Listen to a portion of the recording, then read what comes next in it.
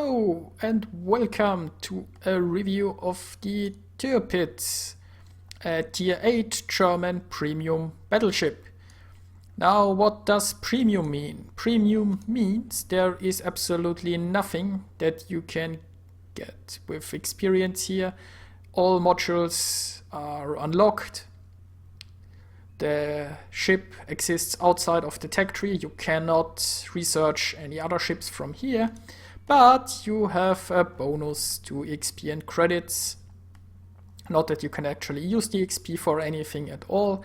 Unfortunately, well, you can convert it to free experience, which will cost you doubloons. And in order to get doubloons, you have to pay real money. So you might not want to do that. You can use any captain you have on this ship, well, any German captain. And you can use it to train captains, and you can obviously use it to make credits. Now, unfortunately, the Tirpitz is not in the shop at the moment. It's given away for some wargaming contests, and I would be surprised if it returns to the shop in the future. Now, let's take a look at the ship itself. We start with, it has about 70,000 hit points, which is quite nice. It has a range of 21.4 kilometers. That's quite nice at tier 8. The US battleship gets more range. The Japanese gets a little less. And now we come to the armament. You have 4 mine batteries. They are double-barreled, and they are 380 millimeters, which they are quite small guns for a tier 8 battleship, but they do have a very nice reload. Now you also get secondary armaments. The secondary armament range is only 5.4 kilometers, which is not that great. You have 8 105mm guns and 6 150mm guns. Now, 150, they are still shooting high explosive. At about 150, usually the guns start shooting armor piercing. And it's quite an advantage if your secondary armament shoots high explosive, because they won't do that much damage anyway, and you wanna set people on fire. You can't really hope that your secondary batteries will score a citadel hit or something. You just wanna keep spamming high explosive at ships who are getting close to you. But, when we are on the topic of getting close to you, the Tirpitz actually has torpedoes, and she is the only battleship so far in the game who has torpedo launchers. You can see them here. There's one launcher at each side. One launcher shoots 4 torpedoes. They have a 6-kilometer range. Now, you probably won't be in torpedo range of enemy ships very often, because you just don't wanna get close to an enemy. Well, or let's say an enemy doesn't wanna get close to you unless he has torpedoes, and yeah, you are not maneuverable enough to avoid torpedoes if they are that close. Usually with your big range, you probably wanna shoot at enemies at like 10 to 15 kilometer range, which is a distance where you should be able to avoid torpedoes and still score some good hits with your accuracy. Like in any other ship, you wanna avoid showing your broadside to anyone who can penetrate it. Now moving on, you have some anti-air defense that's, I'd say, adequate for a battleship this tier. You can also mount a plane that will help defend you. The maneuverability, the rudder shift time is really bad. I would mount equipment to reduce that. The maximum speed is really great for a battleship.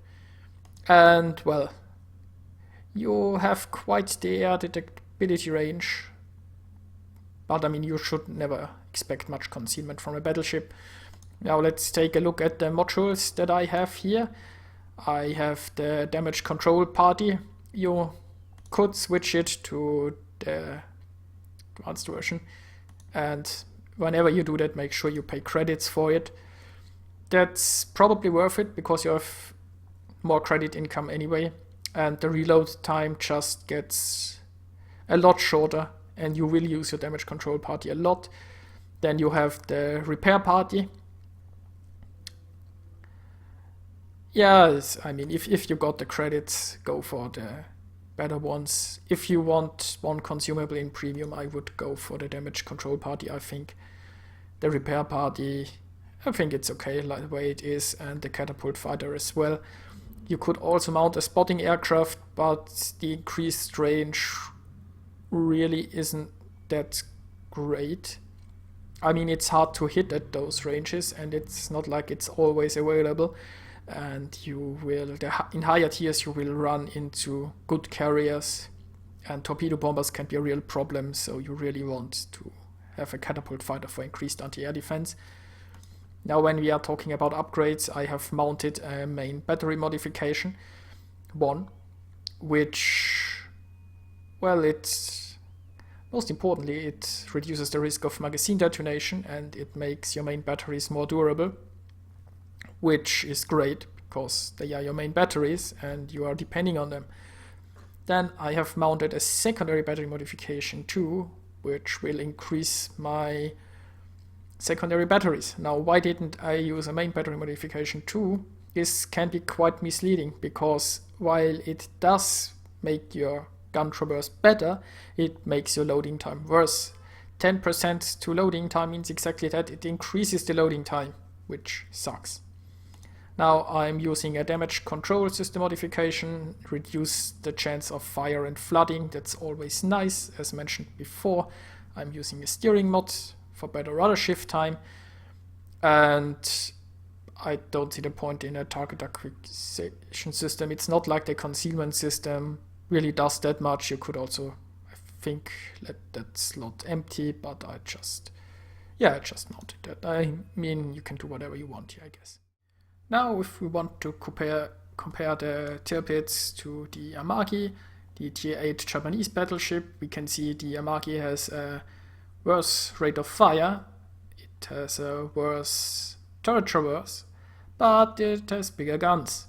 It also has less range, a little less hit points, and, well, almost the same speed.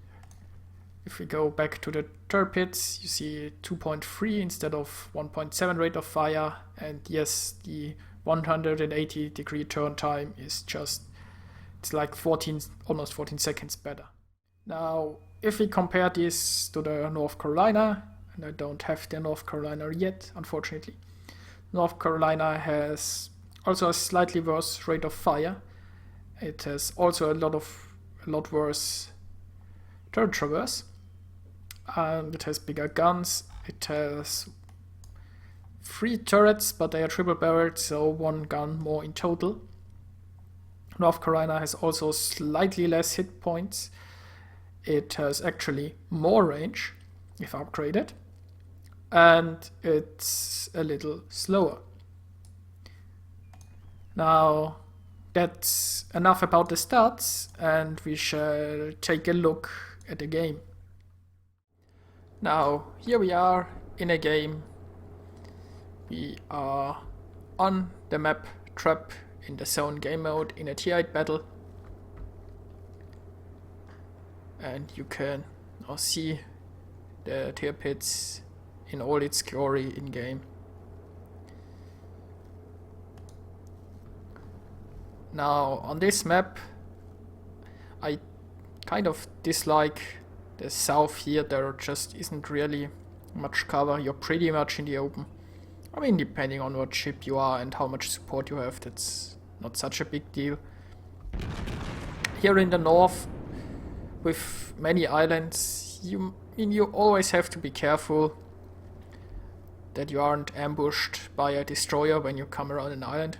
Now in this case we have a destroyer of our own spotting, and I just managed some citadel hits. It's a great start in a battle. I'm currently shooting at this Amagi, and he is presenting me with his broadside, which isn't a very bright idea. But well, from here I can see a lot of enemy ships and they just might return fire. Now I turn and try to get in cover of this island. And I really hope not too many people are shooting him. I mean, it's pretty long range. But I really didn't wanna drive further into this mass of enemies. And it's not like I'm having any real support here. So I'm using this island as a cover. I'm going to rejoin my friendly forces in the north. Here in the south, these two battleships, I'm not sure, they're kind of driving away from the cruiser supports. The cruisers seem undecided what to do. There is still a destroyer down here with spotting for them, which is great. We don't seem to encounter much resistance here in the north so far. Could be ships behind the islands, which we just haven't spotted yet. And there we go. There is a York. The York has a very impressive range for a cruiser. The York is tier 7. And the range is, I think, something like 17.3 kilometers if it's upgraded.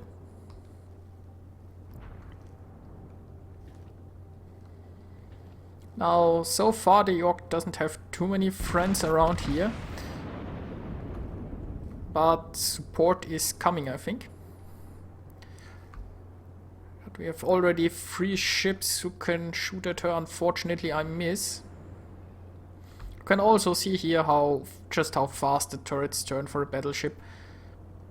And I'm trying to find a target which is easier to hit and penetrate. And I found a New Orleans who is showing me his broadside. Oh no, he's turning. Sometimes it really pays off to look around a bit to find a target where you can good hits in, and not just shoot at someone where you are lucky if you like score 1. Now this Amagi, for example, he has run himself into ground, so he's pretty much a sitting duck. He cannot evade these shots. So all that remains is hope we get good RNG, and we don't. But we did a little damage. Now unfortunately, I guess also due bad planning on my part, I have now an island between me and this Amaki and I can't shoot her anymore. Even though, yes, that's a prime target. I mean, he's slowly driving backwards. There would be no way I miss if I could shoot. Now he is stopping and he will drive forward again. I should still, yeah, got some hits, nothing too big unfortunately. And by now there are actually a lot of ships here. And our ships are unfortunately still down here in the corner, while most of the enemies are now engaged with us here.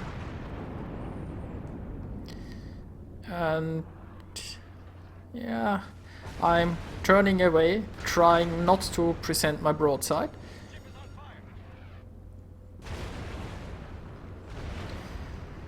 You just don't want to show your broadside if there are so many people shooting at you.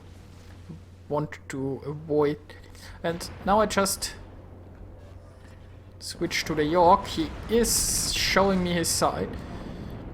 Now if I... yeah, okay, he's turning away. That's unfortunate. That's a problem of engaging enemies at long ranges. I mean, if they're looking at you, they see when you fire the shots and they might have something like 10 to 20 seconds to actually evade after they see your shots. The shot speed, by the way, is depending on your ship. So for each ship you drive, you might have to aim a slightly bit different. Now when I press the Alt key, you can actually see there not only the range at which I'm aiming at the moment, you can also see how long it will take the shots to go there. Now at this 14.5 kilometers, it takes like 7.7 seconds for my shots to go there. And now you can see it. Just a little more information if you didn't know.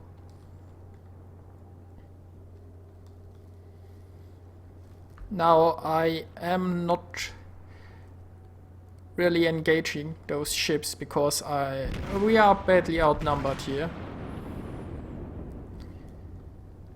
And there is just no reason for me to obviously die. I'm not really scoring good hits at the moment. So it would be better if I were closer. But if I were closer, well, they'd be scoring good hits at me too. So at the moment I'm more or less just biding my time, waiting for my team down here in the north to come and support us. I think they have caught a battleship alone. They will probably finish it off shortly, then they can support us. And so for the moment my plan is just to stay here, stay safe, survive, and keep these guys busy so that they don't have any ideas like, I don't know, supporting the poor battleship down there. I mean, we are also fortunate they aren't actually pushing at us or anything. They are content sitting there sniping, and they are just as ineffective as I am at the moment.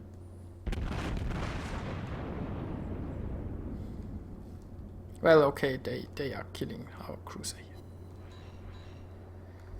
And again, not really the hits I was hoping for. This cruiser was kind of presenting me with a nice broadside, but well, sometimes your hits just aren't what you're hoping they would be.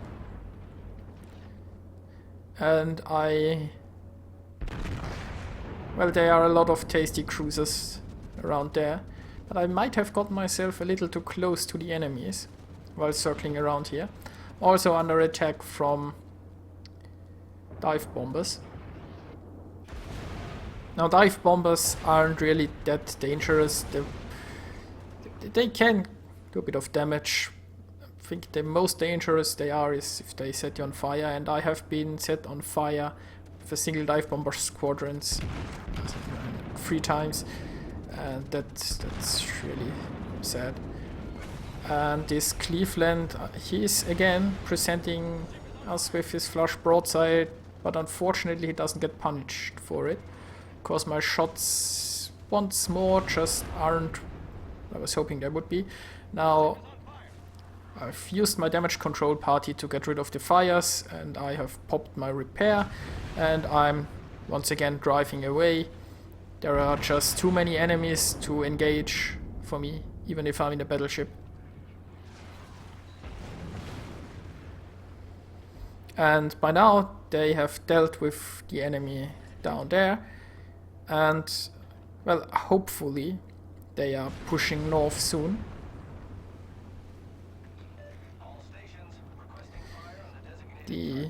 Some of the enemies have actually turned around now.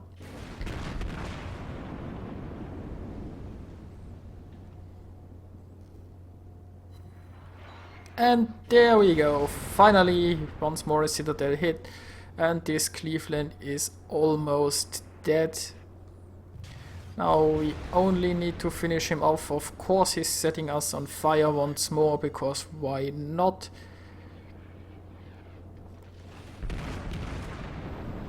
And will those shots hit? Yes, they do. One enemy less. I think there was another cruiser around here, just isn't spotted anymore. But well,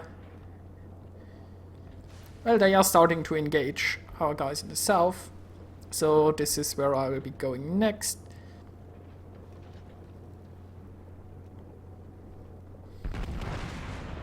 Yeah, those shots were never going to hit. But anyway, you can also see the Tirpitz, I mean, I'm at almost 30 knots right now. It's quite fast for a battleship, which is great because you can sort of react to how the battle is going, and you can reinforce others somewhere on the map maybe. If you're at a if you're in a battleship that does something like 20 knots, you will feel like you will never be where you wanna be in time. And hello there is an Admiral Hipper. He is presenting me with his broadside, and because I was zoomed in and tunnel visioned, I didn't realize that there was a big mountain in the way. So I completely wasted my shots and looked like an idiot. But that happens from time to time. Now thankfully I'm almost reloaded, and he is slightly angled by now. He's slowing down to avoid torpedoes, which should make him easier to hit for me, but unfortunately I kind of suck at this now, don't I? Anyway, so he will live to see another day, or maybe not. There is a Kitakami who is launching even more torpedoes, and the Kitakami went down. The Admiral Hipper, yeah, well, I guess I'll just have to finish him off. And there we go. Another kill.